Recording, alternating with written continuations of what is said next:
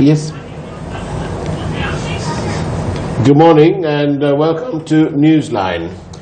Sorry about the trouble this morning. In the meantime, today is actually a brilliant morning.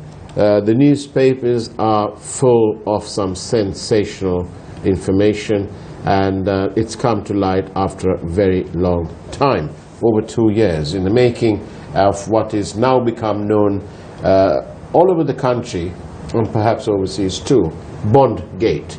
And for over 70 days, our Newsfirst Zulfiq Farzan has been following the proceedings from the Presidential Commission of Inquiry into the issuance of bonds by the Central Bank of Sri Lanka. And Zulfiq Farzan is here with us this morning. Very good morning to you, Zulfiq. Good morning, Fawaz. And welcome to Newsline, to this Thank set.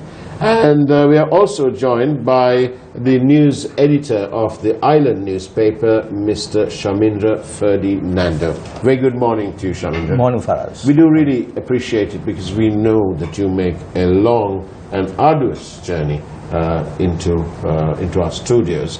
How was the traffic? Not in the morning, Faraz. No traffic at all. Yes. None of this petrol strike impacted on you? Absolutely not. It impacted on me yesterday in the night. It took me over 2 hours and 40 minutes. I use public transport, so... well, so did I yesterday. You? Yes. Surprised. Well, you know, we have to do what we have to do. Now then, let's get down to business. Zulfiq Farzan. Yes. Yesterday's proceedings at the Commission of Inquiry appears to have been absolutely sensational. Can you tell me why? Well, for us, it was indeed sensational. Well, it was a revelation about an apartment that was leased out by Augen Lucius of Perpetual Treasuries on behalf of the wife of a very powerful minister in the government. Right. And why was it so sensational? See, for us, the whole evidence led to a certain point where the witness testified on oath that she had put her apartment on lease, which she purchased for 120 million at Monarch Residence in Colombo 3. Right. It's an amalgamation of 2 units, right. 4,000 square feet, right. 4-bedroom apartment, classified as a penthouse by the management of Monarch. So she purchased it for 120 million. And then, because she's involved in the development of the Marriott Waligama Bay Resort and Spa, her obligations toward that forced her to move to Waligama most of the days, and she decided to, lease out the apartment. She had informed her family and brokers, and then eventually her brother got back to her saying that the wife of a certain minister is actually interested in this apartment. Right. And the most interesting point is, when this wife of the minister came to this apartment to inspect it, she had made a phone call, and then thereafter told the witness, a mutual friend of ours is going to come here, I hope you don't mind it. Right. And this mutual friend happened to be Augen Lucius, who was there within the hour. Augen Lucius as in from Perpetual. Exactly. I see. And so what? He was a friend. So why? Still, I don't still see why it would be sensational. Well, then the witness testified that when she was discussing with both the minister's wife and Aloysius about the lease of this house, she understood that Augen Aloysius was in fact going to lease it out on behalf of the family of this minister. Right. That means Augen Aloysius would be the leasee. Right. The person who's leasing it, and then the occupants would be the family of this particular minister.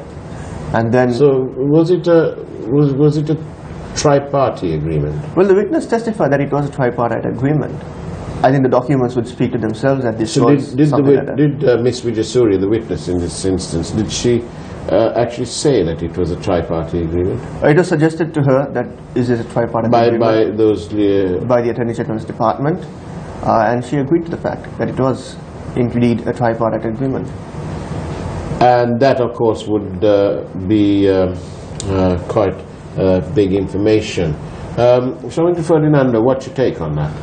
Actually, we gave a very good explanation. The only thing missing was you did not mention the fact that this visit to the apartment took place in January 2016. Yes. I think that's the crucial factor in this whole episode, because the bond scam, the alleged bond scam, took place, the first one in February 2015, and the second one in March 2016, and the visit to the apartment took place in January 2016. So it was Right in between. in between. So, the issue is for us, I mean, even after the media exposed this scam, and there was heavy coverage of the bond scam.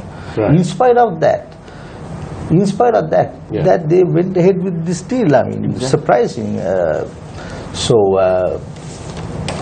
It was the then Finance Minister Ravi Karunalanka's wife, Mela, accompanied by 2 bodyguards, who visited the apartment. So it's an interesting situation. I mean, what's wrong here, Shamindra? If they're friends, what's wrong? What's wrong in one friend paying for another? it's wrong. I mean, if you as a media person, as a journalist, if you accept something from a company which is under investigation, and if you are covering that. Oh, I know what happened to me then. Yes, our human resources department would get a rocket and send me out of here quick as a flash. So for us, so are you saying that it's a bit like there's some conflict of interest there? Obviously. So it's up to the Attorney General's department now. Which is why you made the point that this happened in January 2016, when the bond inquiry was already mature. See, for us, actually there are few crucial dates and months in this whole investigation. Right. January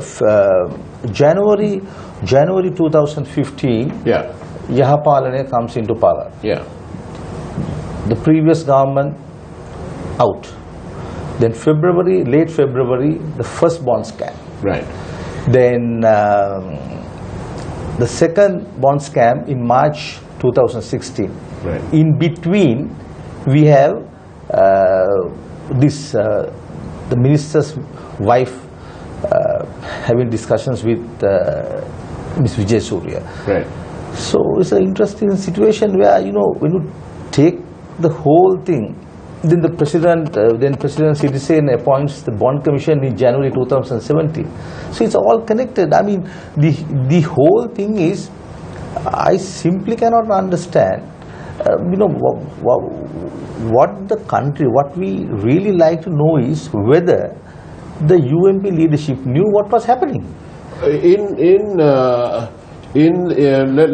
got a couple of pictures here, which will. This is the delegation to India, in which you can see clearly after Mr. Mahendran ceased to be the governor of the Central Bank of Sri Lanka, he accompanied the Prime Minister on an official visit to India, there's another image here, and this time it's in Singapore.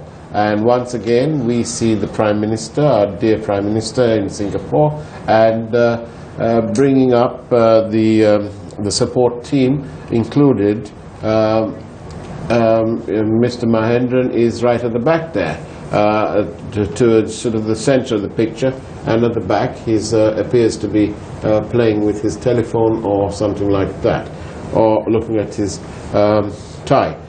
Now then, Shamindra, this was the man who the President of our country refused to give a fresh contract to, or a new contract to, because we must bear in mind that Mr. Mahendran didn't actually have a contract. He was only serving the balance of Ajit Nimad Kabral's term, and thereafter the President refused to give him a contract in his own right.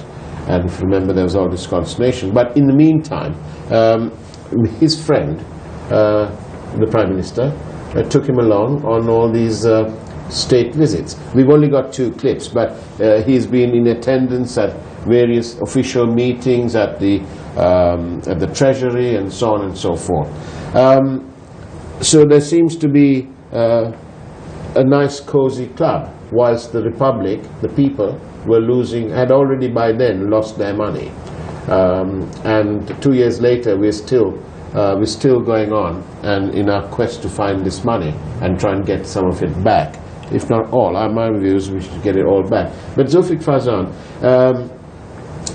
you've been there for over 70 days. Yes. I wonder if we can actually get a shot at your notebook, because how many notebooks have you got now? This would be my 8th notebook. 8th notebook.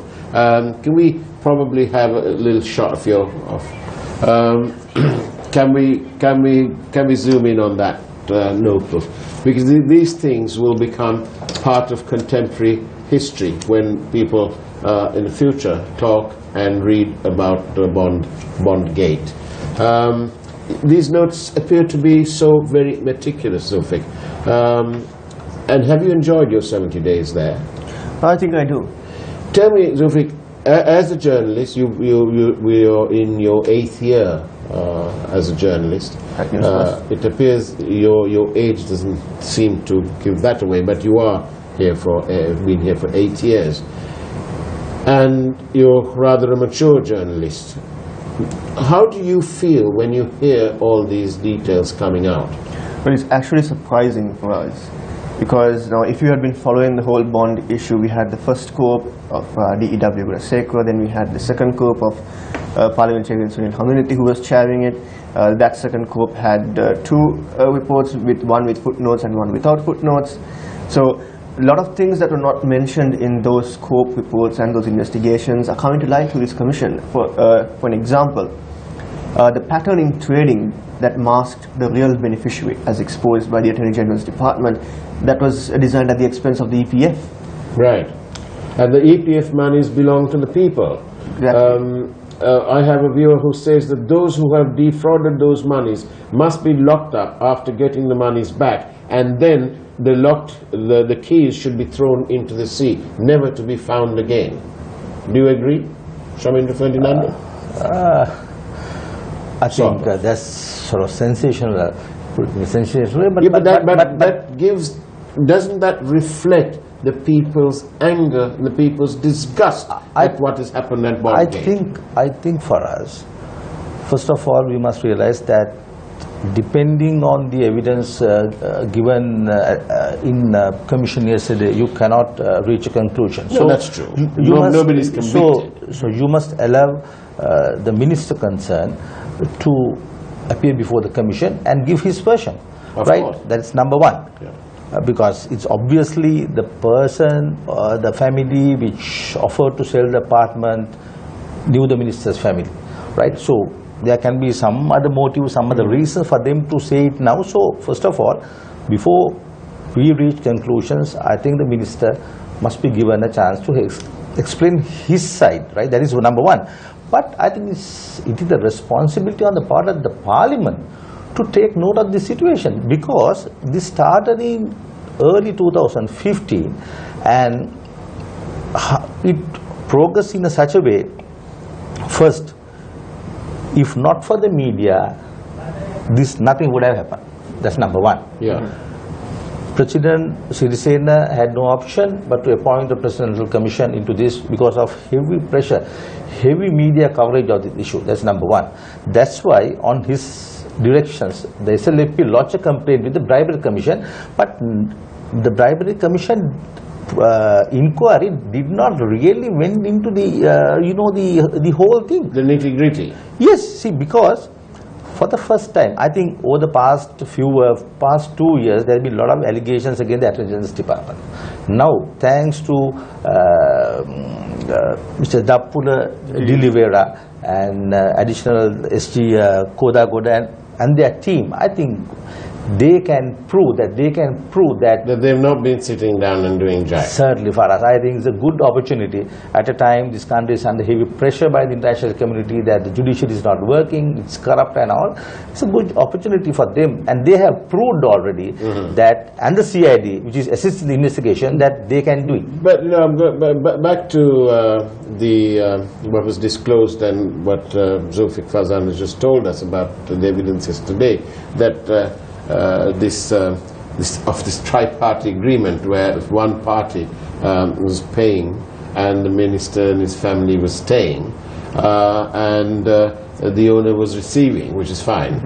And they actually paid a premium when we looked at the figures. But what are the obligations thereafter? What happens then? You know, this chap, this company, they're connected to being a primary dealership, and they have vast interests in the alcohol industry.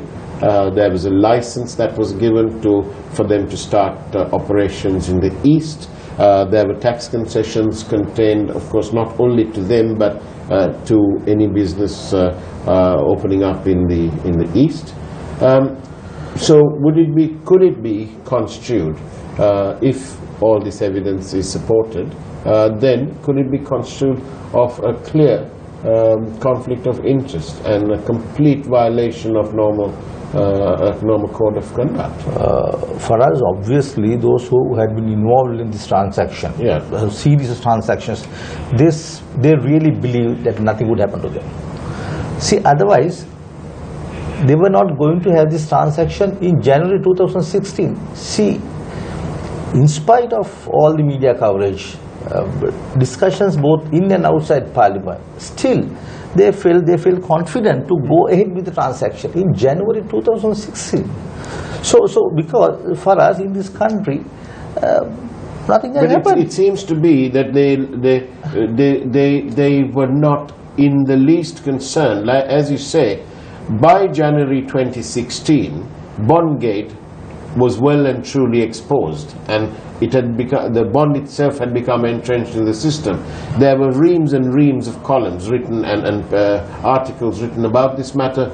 Invaluable airtime was expended by various networks, us included, in covering this. And yet you have a situation where they didn't give two hoots, did they? Because in January 2016 they entered into this, in essence, a tri-party agreement. Yes. So it's up to the Attorney General's Department, the Parliament, and the Commission, the Bribery Commission, to investigate. Because for us, I must tell you, and I'm sure you are fully aware of this, the person who worked for the Central Bank, Saman Kumar, he had two families. Yeah. Right, 4 children, 3 from his first wife and 1 from the second wife. He's now been interdicted. Yes. But Mr. Samarasiri, who is in essence his boss because he's higher, and he's in charge of the bond committee, and he was also responsible for inviting ICTA to make a proposal for the National Payment Platform. Yes. And he appears to be, he's still in place. He's not been interdicted.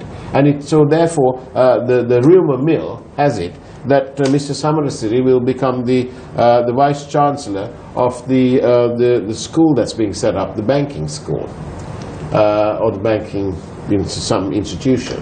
And he appears, like Arjuna Mahendran, who had the support of the Prime Minister, who kept maintaining that nothing wrong had been done. The Prime Minister then said in Parliament that it is he who instructed the way, the Governor, in the manner in which he wanted bonds to be issued thereafter.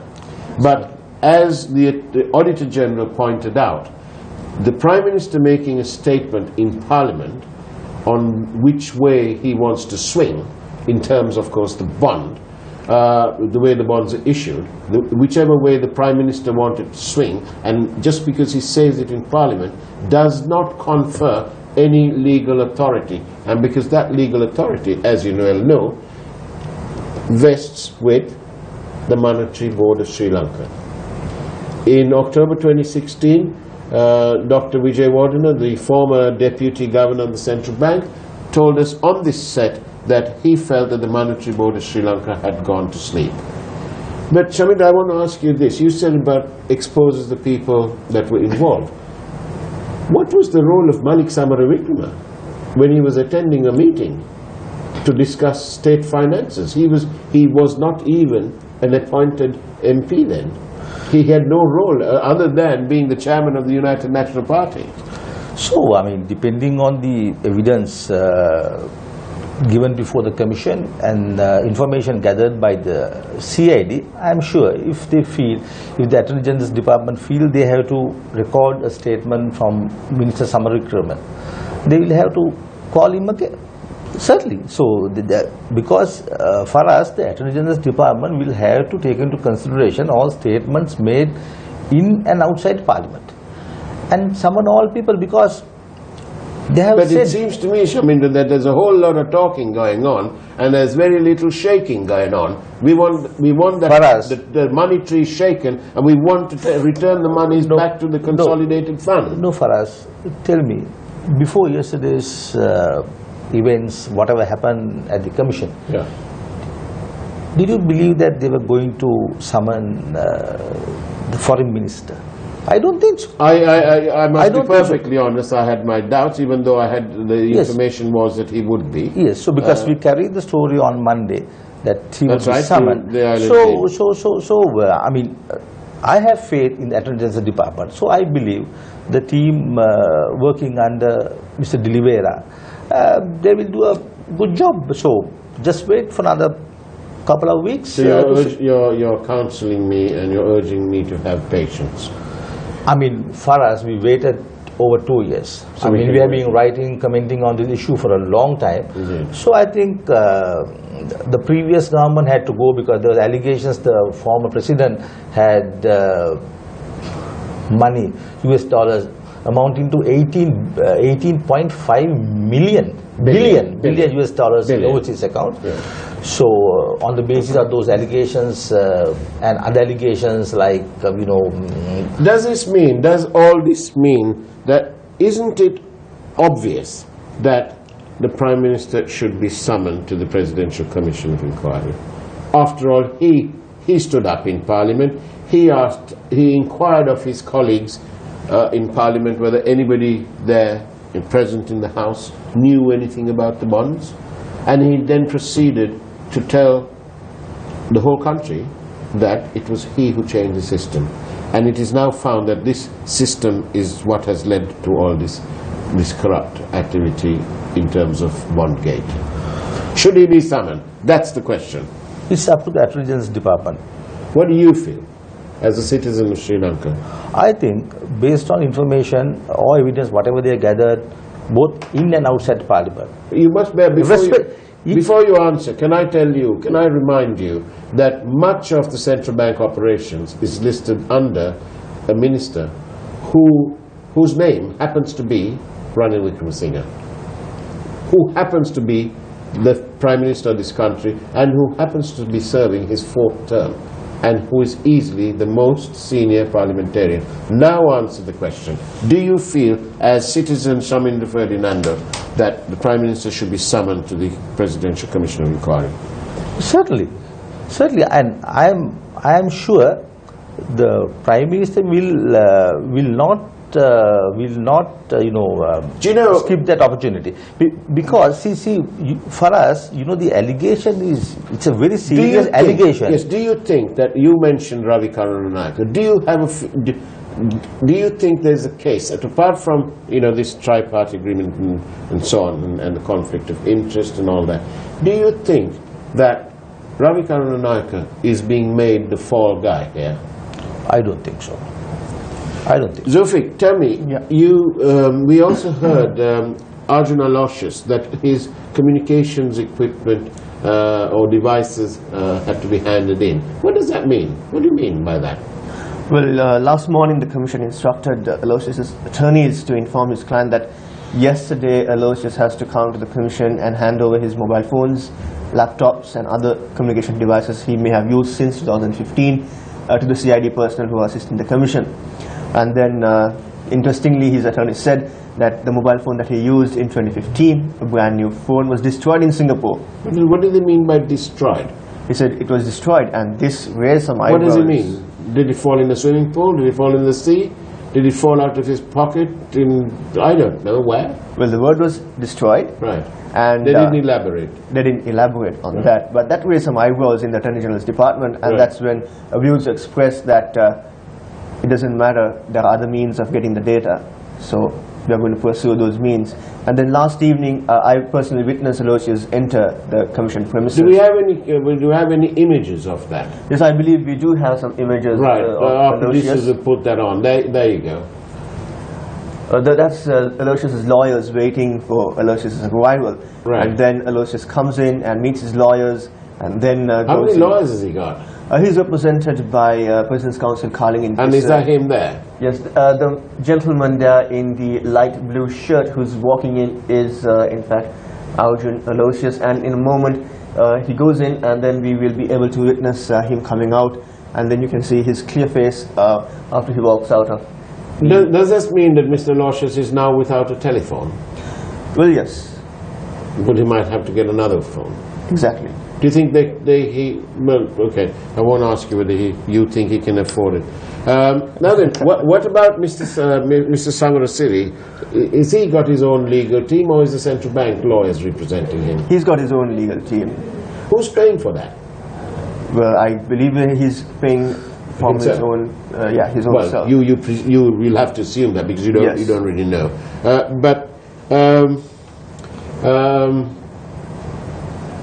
Zulfik, what's the ambience there? Do you, as citizen Zulfik Fazan, citizen of Sri Lanka, how annoyed are you when you hear this information? Well, for us, more than annoying, it's like shocking. It's shocking to hear. Has it dented your faith in this so-called good governance that we are supposedly living in?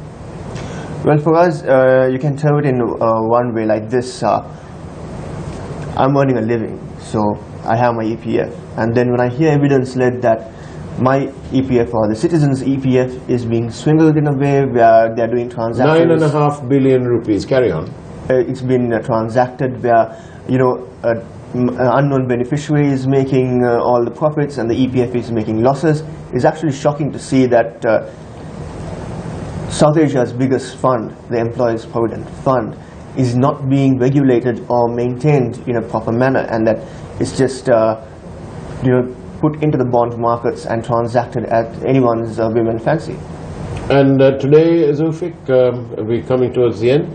Today, who's going to be at the commission today? Well, for us today, it was supposed to be the Minister of Foreign Affairs who was supposed to testify today, but last evening his lawyer said that the minister is unable to attend today's hearing. Right. But the commission told that they must inform the commission immediately if he's able to or unable to come today, and how if he fails to come today, at the nearest possible date he must appear before the commission, because the commission cannot waste any more time.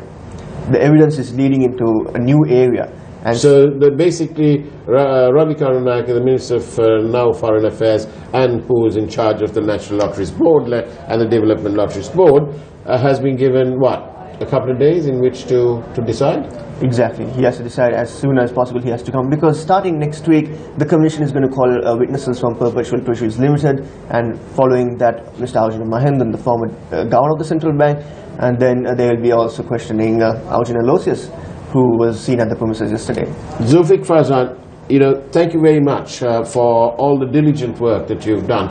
It's absolutely marvelous to see. I'm absolutely fascinated by this notebook of yours, because it's no match to the notebook, the scribbled notes that made up that other very famous case, the white flag case, in which the notebook was a huge source of contention, a bone of contention. But Zulfik Fazan, thank you very much, and it's a great pleasure having you on the show, and we hope that you'll come back here on a regular basis, only until the bond Bondgate is over.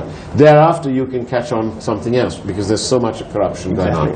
Shamindra Ferdinando, our grateful thanks all the way from Negombo here to be on time, not only on this program but also on our sister channel on Patikada. Thank you. That's all I can say. Great shave. That's it from Newsline this morning, and on Tuesday the 25th of July. Take care and God bless.